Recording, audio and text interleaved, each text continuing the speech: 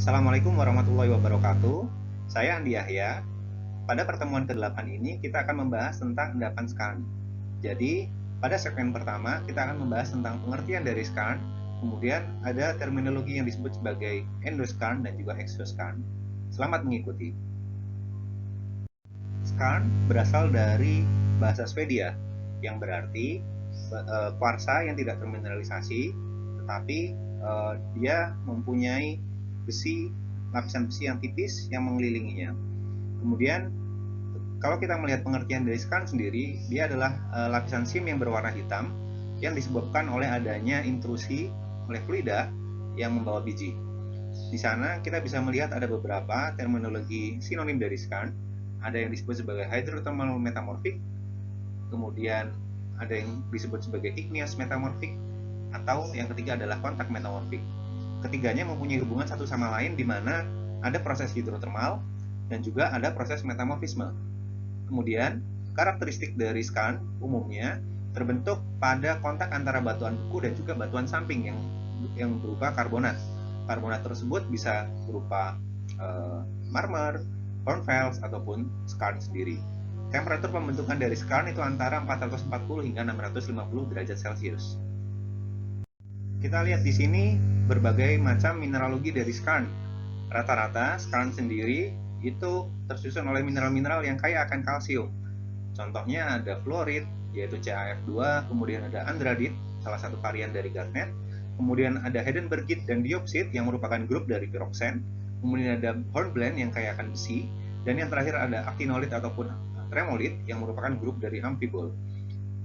Kontak dari intrusi dengan batuan samping yang kaya akan karbonat mengakibatkan adanya pertukaran ion yang mengakibatkan Ca kemudian lepas sebagai produk dari interaksi kedua hal tersebut. Di sini kita bisa lihat kalsit kemudian berubah menjadi marble, kemudian di lapisan antara kontak itu kita bisa lihat adanya sphalerit, kemudian ada garnet yang berwarna kuning dengan ukuran yang sangat kasar, dan juga pirit yang berwarna kuning pucat. Ini adalah salah satu contoh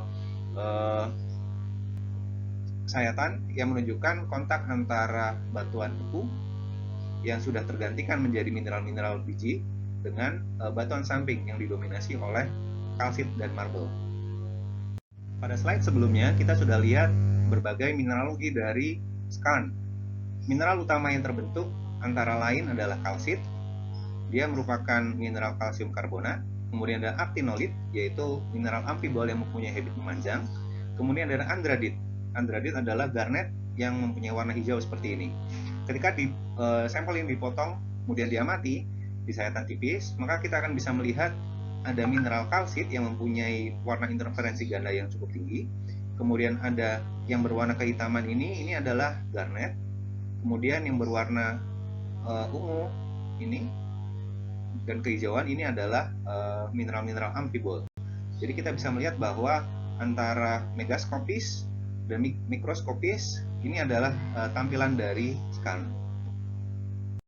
Pada gambar ini kita akan melihat mineral-mineral biji yang terbentuk pada skarn.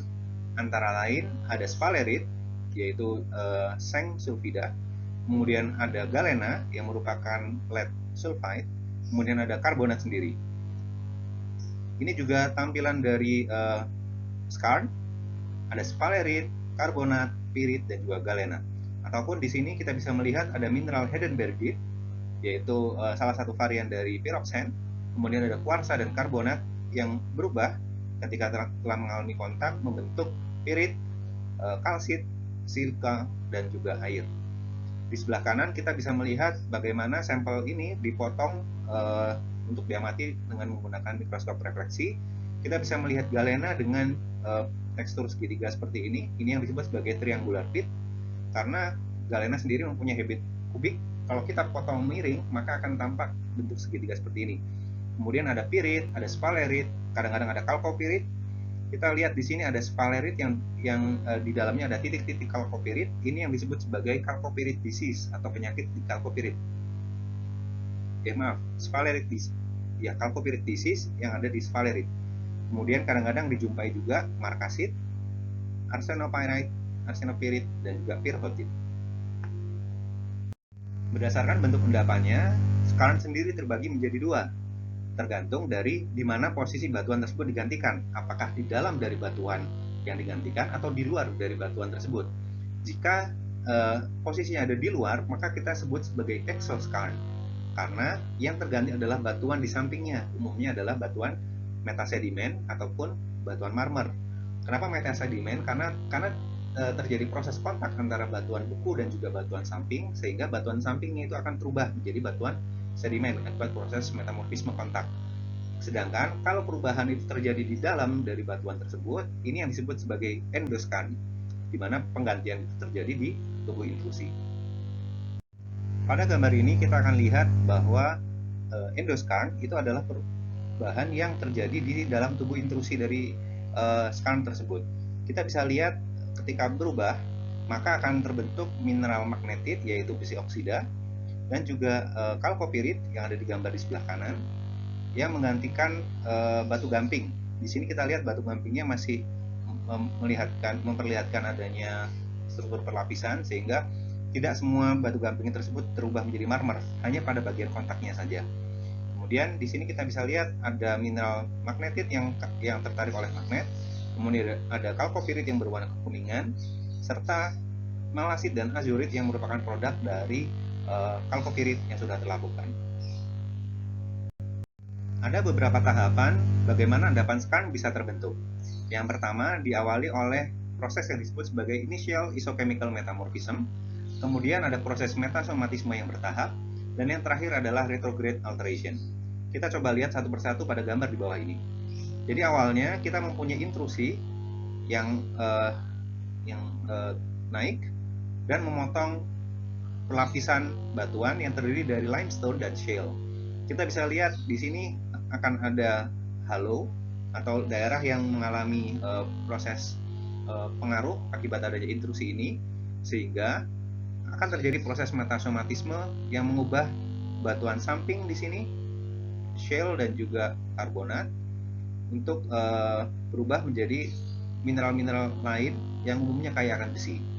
Kemudian terakhir ada proses retrograde alteration yang mengakibatkan adanya meteoric water yang masuk, kemudian bereaksi dan mengakibatkan adanya perubahan di bagian dalam dari intrusi tersebut. Reaksi umumnya terjadi di sepanjang batas antara kontak batuan dengan batuan yang samping, sehingga pada kasus ini kita bisa melihat adanya reaksi itu terjadi di sini, di sepanjang ini. Dan reaksi umumnya terjadi pada batuan yang kaya akan karbonat, tidak pada shale yang miskin akan karbonat.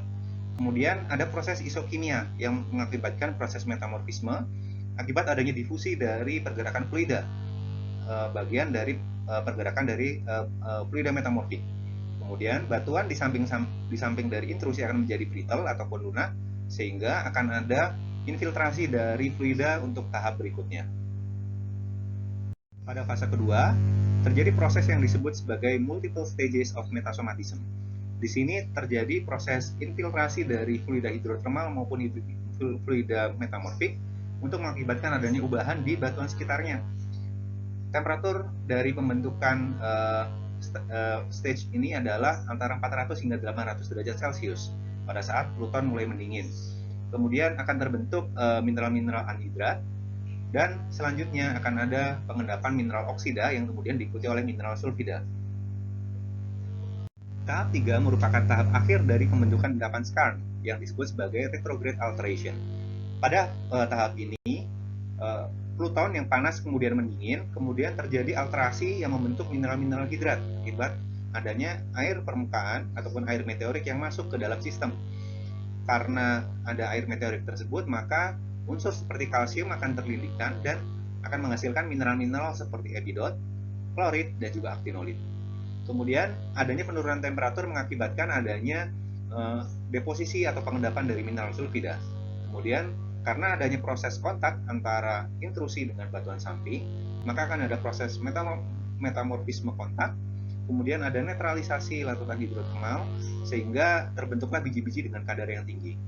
Dan terakhir, proses ini adalah proses alterasi yang umum terjadi pada batuan-batuan, kemudian umumnya terbentuk di kedalaman yang lebih dangkal.